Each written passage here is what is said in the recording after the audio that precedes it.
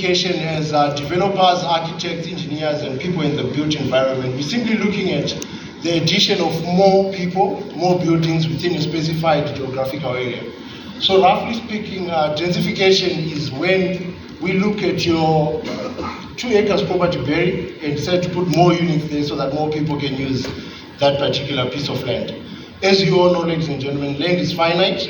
We cannot manufacture more of it. We are quickly running out of land in the city of Harare, and densification is our only way out to address the growing population of Harare.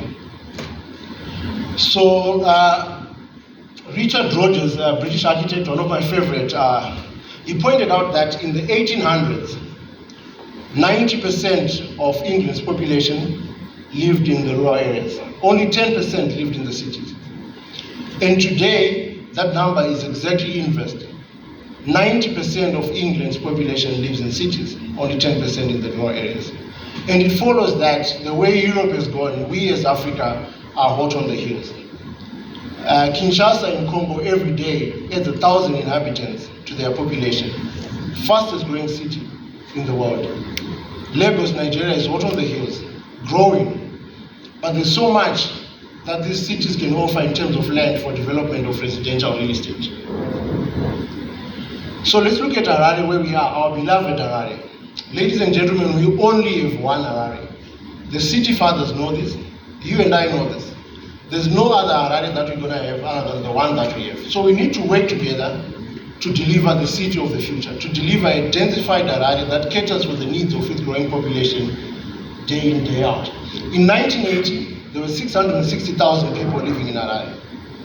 The core infrastructure of the city that we see today was developed between 1980 and maybe 1990 thereabouts.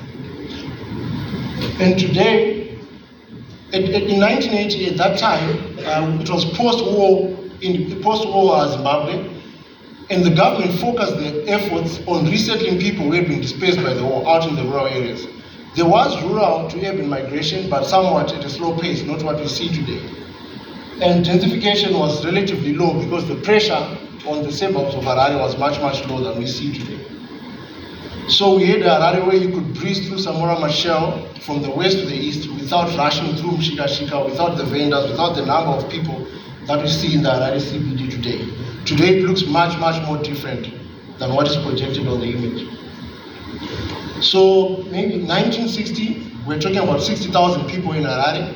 1980, 660,000 people in Harare. And today it's estimated that we have more than 2.7 million people living in the city of Harare. Where do we house all these people? Where do we get more land to fit in these people? This is what brings us to densification, ladies and gentlemen. As property developers, I think that we need to work with our council, with our local government, to come up with densification solutions that address the population increase which you see on my screen.